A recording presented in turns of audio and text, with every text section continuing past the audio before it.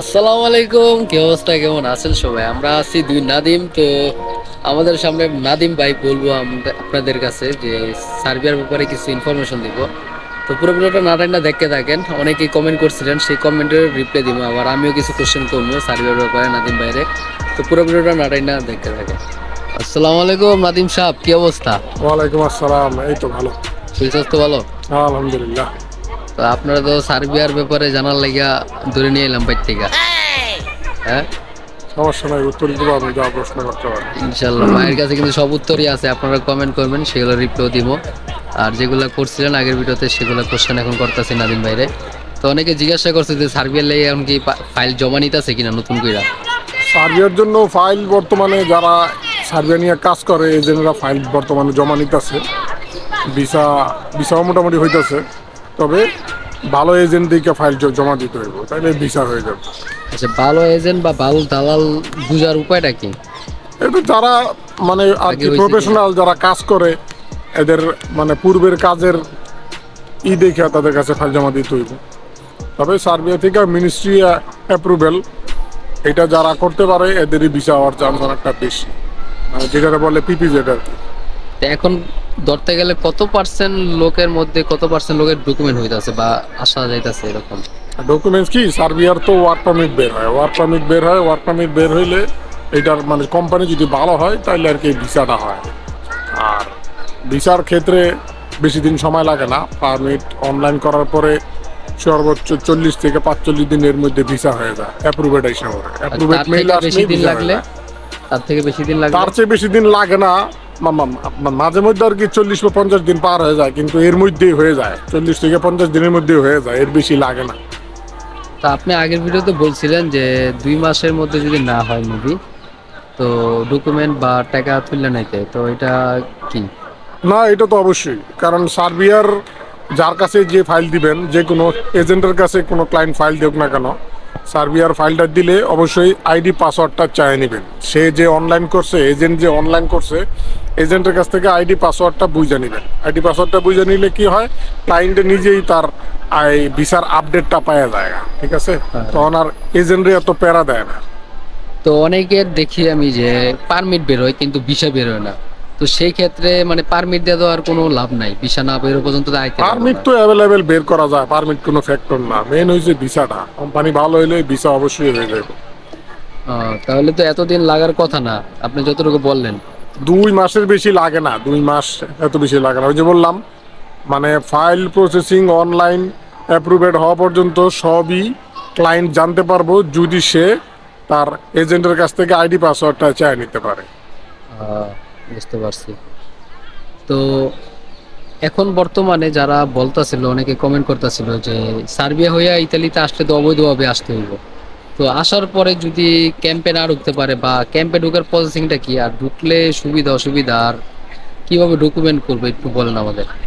Serbia থেকে ইতালিতে আসতে তো অবশ্যই অবৈধ পথে আসতে হইব, আর অবৈধ পথে যারা আসবো তারা অতি ফার্স্টে আজিলো কেস মারতে হইব, ঠিক আছে? ফার্স্ট প্রসেস হলো আজিলো কেস করতে হইব। আজিলো মারার পর সাদা সৌজন্য বা হলুদ সৌজন্য যেইটাই হোক, ওইটা দিয়ে সে বর্তমানে বৈধ হওয়ার পথ একটা মানে পাইবো। তৈরি করতে পারবে, সেটাই। আর যদি ক্যাম্পে কেউ ঢুকতে পারে তাহলে তো ক্যাম্পে থেকে সরকারি প্রসেসেই সে বৈধ হওয়ার চান্স পাবে। যদি এখন কি কেউ ক্যাম্পে বর্তমানে না আপনার জানা ঢুকতে পারে, মতে ব্যাংকে মানে ক্যাম্পে ঢুকাইতেছে?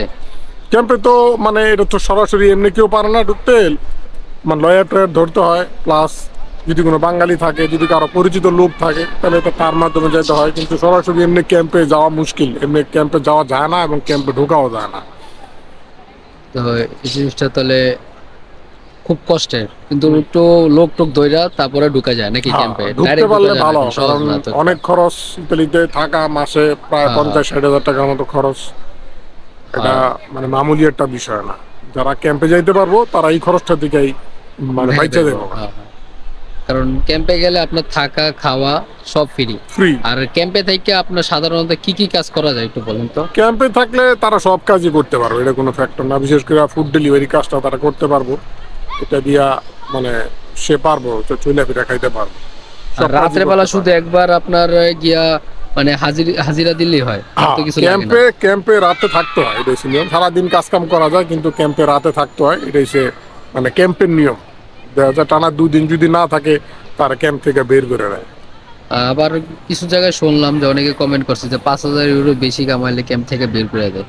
তো এই জিনিসটা কি? এইটা আমিও শুনছি যে 5,000 ইউরো বেশি কামাইলে ক্যাম্প থেকে বের হতে, কিন্তু আগে এই সিস্টেমটা ছিল না। ইদানিং ওই লিবিয়া থেকে অনেক লোক আসার পর থেকে এই সিস্টেমটা চেঞ্জ হয়েছে। দেখা যায় ক্যাম্পে জায়গা নাই, লিবিয়া থেকে অনেক লোক যারা ডুবছে এদের স্পেস খালি করার জন্য এই কাজটা করতেছে।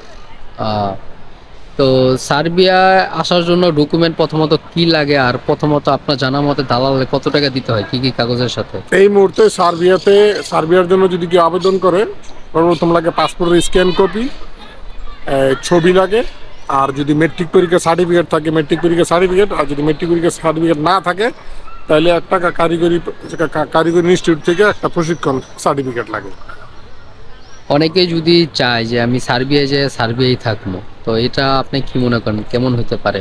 অবশ্যই সার্বিয়া যদি কোম্পানি ভালো হয় তো সার্বিয়ায় গিয়ে অবশ্যই থাকাটা বেস্ট হইব, কারণ বর্তমানে সার্বিয়া মানে কর্মী সংকটের মধ্যে ভুগতেছে। সার্বিয়ার মধ্যে সার্বিয়া যে অঞ্চলটা আছে, সার্বিয়ার এই অঞ্চল, সার্বিয়া, মন্টিনিগ্রো, কসোভো, এরা সবাই মিলে একটা ইকোনমিক জোন মানে করতেছে, তো তৈরি করতেছে। এই জোনটার মধ্যে বর্তমানে কর্মী সংকটের মানে প্রচুর, কারণ এরা যদি ইউরোপের মধ্যে একটা ইকোনমিক জোন তৈরি করে তাহলে প্রচুর এশিয়ান কর্মী নিয়োগ হইব, এটা স্বাভাবিক বিষয়। তো ইতালিতে যারা আসবো সার্বিয়া হইয়া গেম মাইরা, কোন কোন দেশ হয়ে আসলে ভালো হয়? সার্বিয়া থেকে গেম দেওয়াটা আসলে এটা তো ইলিগেল পথ। গেম দেওয়াটা বর্তমানে সার্বিয়া, বসনিয়া, ক্রোয়েশিয়া, স্লোভেনিয়া আর ইতালি, এই পথটা দিয়ে সবচেয়ে বেটার। সার্বিয়া থেকে হাঙ্গেরি যাওয়াটা এটা খুবই কষ্টের বিষয়, আর এই পথে না যাওয়াটা আমি মনে করি সবচেয়ে বেটার হবে। তো এমনি যেটা লিবিয়াতে হয় যে আপনার দালাল চক্র থাকে বা আবার মাফিয়া থাকে, অনেক সমস্যায় সমাধান হতে হয় বা অনেক সমস্যায় পড়ে যারা যায় আর কি লিবিয়া হইয়া, অনেক রিস্ক থাকে। তো এটা সার্বিয়ায় থাকলে বা গেম মারতে গেলে কোনো সমস্যা জানা মতে?